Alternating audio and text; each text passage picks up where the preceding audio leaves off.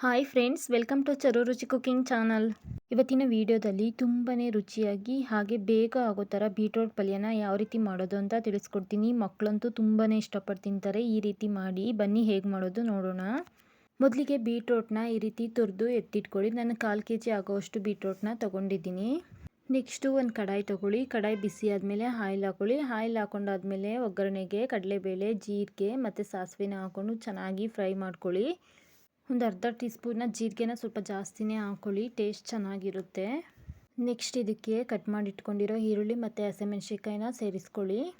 ನಾನಿಲ್ಲಿ medium size 2 ಈರುಳ್ಳಿ ಮತ್ತು ಖಾರಕ್ಕೆ ಒಂದು 10 ಹಸಿಮೆಣ್ಸಿಕಾಯಿನ ತೊಗೊಂಡಿದ್ದೀನಿ. ಆ್ಯಕ್ಚುಲಿ ಹಸಿಮೆಣ್ಸಿಕಾಯಿ ಖಾರನೇ ಇಲ್ಲ, ಅವು ಜಾಸ್ತಿ, ಹಾಗಾಗಿ ಸ್ವಲ್ಪ ಜಾಸ್ತಿನೇ ತೊಗೊಂಡಿದ್ದೀನಿ. ನೆಕ್ಸ್ಟ್ ಇದೆಲ್ಲ ಚೆನ್ನಾಗಿ ಫ್ರೈ ಮಾಡ್ಕೊಳ್ಬೇಕು, ಈರುಳ್ಳಿ ಎಲ್ಲನ. ಸ್ವಲ್ಪ ಇದು ಫ್ರೈ ಆದಮೇಲೆ ಇದಕ್ಕೆ ಸ್ವಲ್ಪ ಕರಿಬೇವನ್ನ ಸೇರಿಸ್ಕೊಳ್ಳಿ.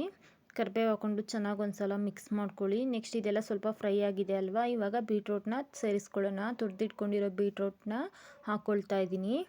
ಬೀಟ್ರೋಟ್ನ ಹಾಕ್ಕೊಂಡ್ಬಿಟ್ಟು ಚೆನ್ನಾಗಿ ಒಂದ್ಸಲ ಮಿಕ್ಸ್ ಮಾಡ್ಕೊಳ್ಳಿ.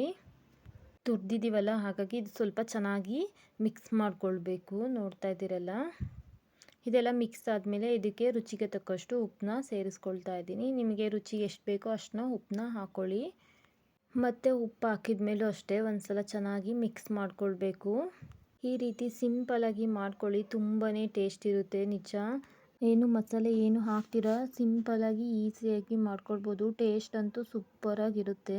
ನೋಡ್ತಾ ಇದ್ರಲ್ಲ, ಉಪ್ಪೆಲ್ಲ ಹಾಕ್ಕೊಂಡು ಮಿಕ್ಸ್ ಮಾಡ್ಕೊಂಡು ಆದಮೇಲೆ ನೆಕ್ಸ್ಟು ಲಿಡ್ನ ಕ್ಲೋಸ್ ಮಾಡಿ ಒಂದು 2-3 ನಿಮಿಷ ಲೋ ಫ್ಲೇಮಲ್ಲಿ ಬೇಯಿಸ್ಕೊಳ್ಬೇಕು. ಬೀಟ್ರೋಟ್ನ ಲೋ ಫ್ಲೇಮ್ ಇಲ್ಲ ಮೀಡಿಯಮ್ ಫ್ಲೇಮಲ್ಲಿಟ್ಟು ಈ ರೀತಿ ಚೆನ್ನಾಗಿ ಬೇಯಿಸ್ಕೊಳ್ಬೇಕು. ಸಾಫ್ಟಾಗಿ ಚೆನ್ನಾಗಿ ಬೇಯುತ್ತೆ. ನೋಡ್ತಾ ಇದ್ದೀರಲ್ಲ, ಈ ರೀತಿ ಸ್ವಲ್ಪ ಬೆಂದಿದೆ.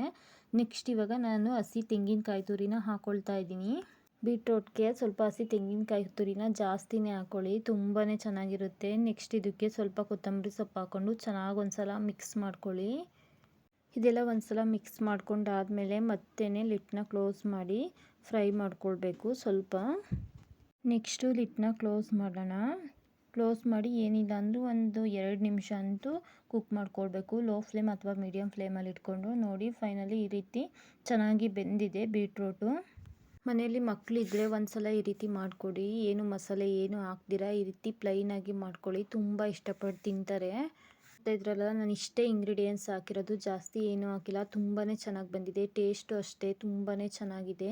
ನಾನಿಲ್ಲಿ ಚಪಾತಿ ಜೊತೆ ಸರ್ವ್ ಮಾಡ್ತಾ ಇದ್ದೀನಿ. ಚಪಾತಿ ಜೊತೆ ಅಂತೂ ತಿನ್ನೋದಕ್ಕೆ ತುಂಬಾ ಚೆನ್ನಾಗಿರುತ್ತೆ.